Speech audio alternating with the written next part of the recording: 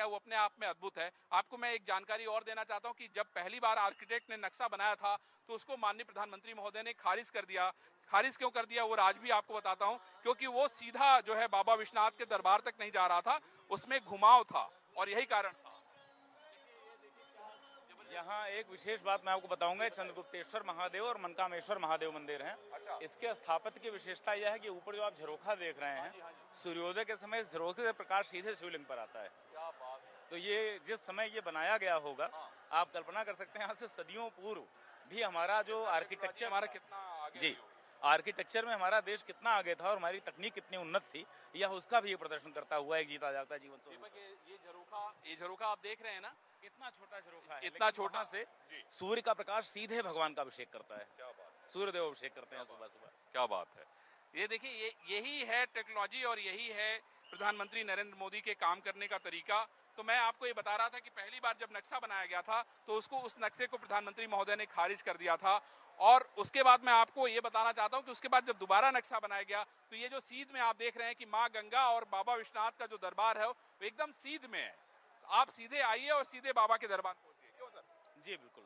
ये मैं देख रहा हूँ सर, गीता प्रेस का भी यहाँ बहुत बड़ा एक पुस्तक शॉप है यहाँ पे। हाँ, धार्मिक पुस्तकों के प्रकाशन में गीता पुस्तकालय जो है, गीता प्रेस का अपना एक नाम है।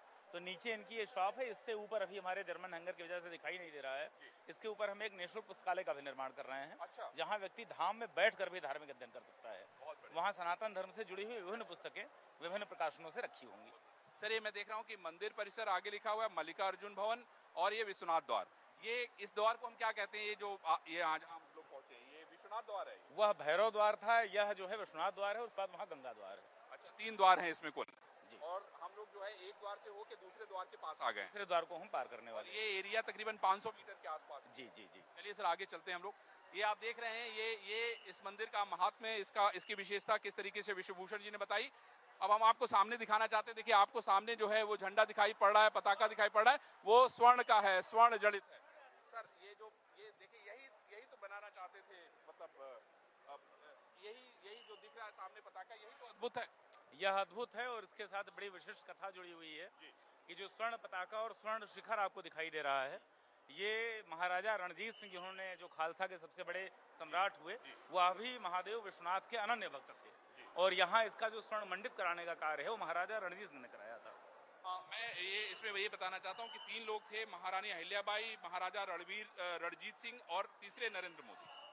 मैं तो यही कहूँगा। सर, ये बताइए कि कितना सोना कुल लगा है इसमें, इसके बारे में कुछ जानकारी है क्या? इसके बारे में मैं तुरंत आपको आंकड़ा बताने की स्थिति में भी नहीं हूँ। अच्छा, ठीक है। इसको हम क्या कहेंगे सर? ये जो पूरा ये है, इसको क्या, ये कौन सी जगह है? ये हमारा मंदिर चौक का स्थान कहलाता है। मंदिर चौक। जी। यहाँ पर एम्पोरियम्स बने हैं जिनमें शॉप्स हैं जो हाई एंड शॉप्स हैं। यहाँ पर जो बनारस की साड़ी है विशेष रूप से भी उनके कारीगर हैं, और जो यहाँ पर और जो मूल्यवान धातुएं, मूल्यवान वस्तुएं हैं, सुवेनियर वगैरह, उसके लिए यहाँ पर आप प्राप्त कर सकते हैं। इस स्थान का विशेष महत्व है। यहाँ पर हम लोग ने सांस्कृतिक कार्यक्रम, कुछ सांस्कृतिक कार्यक्रम जब मंदिर में ज़्यादा भीड़ होती है तो हम ऊपर करते हैं, और नहीं तो नीचे मंदिर चौक पे हमारे सांस्कृतिक कार्यक्रम निरंतर चलते रहते हैं। सर, मैं एक चीज़ ये पूछना चाह रहा हूँ, ये तो इसमें कितनी दुकानें हैं, कितने सारे मतलब लोगों को रोजगार मिला हुआ, मैं ये आपसे समझना चाह रहा था। क्योंकि बहुत सारी दुकानें हैं, मतलब मैं समझता हूँ कि 20 की संख्या तो आमने सामने ही दिखाई पड़ रही है। हाँ, उससे अधिक ही हैं, ऊपर ही 20 दुकानें होंगी, अगर लगभग नीचे मिला के 40 दुकानें, लगभग 40। अच्छा सर, मुझे ये बताइए कि जैसे कोई व्यक्ति अपना रिचुअल्स करना चाहता है, कोई धार्मिक संस्कार, उपनयन करना चाहता है, विवाह करना चाहता है, क्या ऐसी कोई व्यवस्था यहाँ पे है काशी विश्वनाथ धाम में? इसके लिए त्रयंबकेश्वर सभागार की बुकिंग करके आदमी अपना कार्य करवा सकता है। करवा सकते हैं, मतलब ये सारी चीजें आप कर सकते हैं? जी बिल्कुल करवा सकते हैं। क्या बात है। ये जो द्वार है सर, इसका अगर आप आर्किटेक्चर देखें तो ये अद्भुत है। मतलब ये द्वार 1 जो है, और यही है, मतलब एक तरीके से जब आप गंगा की तरफ से आते तो मुख्य द्वार यही है, द्वार 1 जी है ना? जी। तो इसके अलावा मतलब यहाँ पे अगर हम आपसे समझना चाहें कि कोई व्यक्ति आ रहा है तो यहाँ तक आने के लिए मतलब उसको क्या क्या चीजें चाहिए, मतलब जैसे परमिशन के तौर पे अगर दर्शन करने आ रहे हैं, क्योंकि मैं देख रहा हूं कि बाकी लोग तो उधर से उधर चले गए।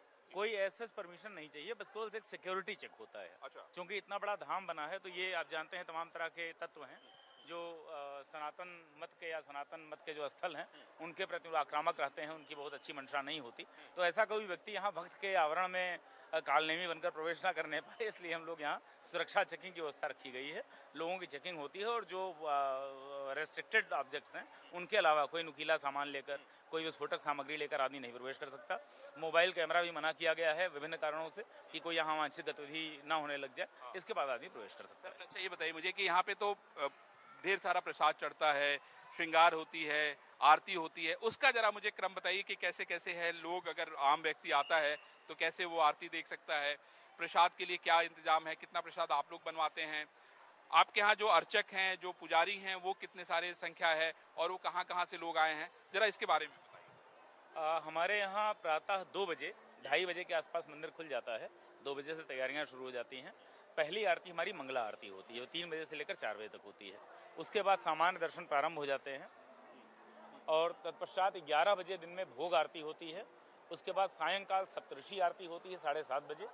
फिर 9 बजे जो है हमारी श्रृंगार आरती होती है और रात्रि में 10:30 बजे शयन आरती होती है। अच्छा। ये 5 आरती का हमारा क्रम है। इसके अतिरिक्त जो आपने प्रसाद वाली व्यवस्था बताई, देखिए सामने प्रसाद काउंटर लगे हुए हैं, यह अर्पित प्रसाद है, यहाँ से व्यक्ति प्रसाद ले सकता है। इसके अतिरिक्त जो आपने तीसरा प्रश्न किया पुजारी कि पुजारी यहाँ पर कहाँ कहाँ से हैं, तो पुजारी हमारे पास जो कार्यरत है वो भारत ही नहीं विदेशों से भी हैं। जहाँ सनातन धर्म है नेपाल तक के पुजारी हमारे यहाँ कार्यरत हैं। जो हमारे न्यास के जो परमानेंट पुजारी हैं, जो हमारे अस्थाई पुजारी हैं, 18 पुजारी हैं, उनमें नेपाल के लोग हैं, बिहार के लोग हैं, उत्तर प्रदेश के लोग हैं, मध्य प्रदेश के लोग हैं, तमाम स्थानों से लोग आए हुए हैं। हमारे जो न्यास का बोर्ड है उसमें इस समय श्री काशी विश्वनाथ मंदिर न्यास में एक तमिल भी हैं जो सदस्य हैं, वेंकटरमण घनपाठी जी, जो वेद के वेदज्ञ हैं और शुक्ल यजुर्वेद के अच्छे ज्ञाता हैं। घनपाठ का उनका अपना एक विद्वता है उनकी। तो विद्वता के आधार पर यहाँ पर जो न्यास में मेंबरशिप है, जैसा बहुत सारे मंदिरों में है, उसमें मेंबरशिप के अलग अलग मानक होते हैं। हमारे यहाँ मेंबरशिप में किसी प्रकार का कोई डोनेशन नहीं है, किसी प्रकार की धनराशि देकर कोई व्यक्ति न्यासी नहीं बन सकता। यहाँ न्यास का सदस्य होने के लिए सनातन धर्म का मर्मज्ञ, ज्योतिष अथवा वेद का अथवा संस्कृत का ज्ञाता और विद्वान होना, यही एक शर्त है। अभी आने वाली योजना के बारे में अगर बताऊं तो 14 मई को गंगा सप्तमी है। बहुत बढ़िया। गंगा सप्तमी पर्व का विशेष महत्व यह है, गंगा सप्तमी के दिन ही गंगा जी ब्रह्म कमंडल से निकली थी। उन्होंने ब्रह्म कमंडल से सरिता के रूप में उसी दिन अपना स्वरूप धारण किया था। तो गंगा सप्तमी का पर्व जो है इस बार बहुत ही दिव्य रूप में मनाया जाएगा। यह भी एक कथा है कि पांड्य नरेश हुआ करते थे पुण्य कीर्ति। उन्होंने माँ गंगा की आराधना की और आराधना के बाद उनसे प्रतिदिन माँ गंगा का दर्शन चाहा कि देवी स्वरूप में दर्शन दें। तो ये गंगा रहस्य की कथा है। उसमें माँ गंगा ने उनसे बताया कि मेरा घर काशी है। और घर काशी इसलिए है क्योंकि महादेव, जब वो गंगा जी का प्रवाह प्रारंभ हुआ शंकर जी की जटाओं से निकलकर, तो महादेव विश्वनाथ स्वरूप में यहाँ विराजमान है। काशी की सीमा पर महादेव ने उन्हें रोक दिया और उन्हें 3 शर्तों के बाद जाने दिया था। पहली शर्त यह थी कि गंगा जी यहाँ काशी के घाटों को नुकसान नहीं करेंगे। दूसरा, गंगा जी का कोई जलीय जीव काशी में किसी मनुष्य को क्षति नहीं कारित करेगा। और तीसरा यह कि देवी स्वरूप में यहाँ विराजमान होना होगा। तो गंगा जी ने पुण्य कीर्ति नरेश, जो पांड्य नरेश से पुण्य कीर्ति, उनको बताया था कि काशी में मैं देवी स्वरूप में विराजती हूँ। तो यह गंगा जी का घर है। तो अपने घर में माता का जिस दिन जन्म हुआ, उद्भव हुआ स्वर्गलोक से, तो घर में हम एक बहुत ही विशाल उत्सव करेंगे इस बार। और बिल्कुल एकदम फूलों का द्वार सजेगा, एकदम बढ़िया लाइट एंड साउंड शो। हम लोगों ने बिजली की, आप देखिए चारों तरफ हमने जो है बड़ा एक खूबसूरत है।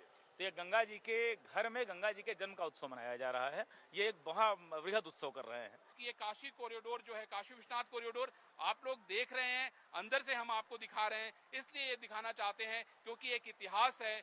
इस इतिहास को दुनिया भर के लोग जो है हमेशा याद रखेंगे। अभी जिस तरीके से विश्वभूषण जी ने बताया कि 4 करोड़ लोग जो है जनवरी से अब तक दर्शन कर चुके हैं, जिस तरीके से उन्होंने बताया कि बनारस की इकोनॉमी कैसे बदल रही है, लोगों की जिंदगी बदल गई है। 8,000 रुपए की दुकान जो है अब 80,000 रुपए में भी नहीं मिल रही है। 50 रुपए माला फूल कमाने वाला आज 5,000 रुपए कमा रहा है। 10 रुपए चंदन टीका लगाने वाला आदमी जो है 1,000 रुपया लेके आज जा रहा है। तो सवाल यह है कि इस मंदिर ने, इस काशी विश्वनाथ कॉरिडोर ने पूरे इकोनॉमी के सिस्टम को बदल दिया है। तो मैं आपको ये बताना चाहता हूं कि आइए दर्शन कीजिए। अच्छी खासी यहाँ सुविधाएं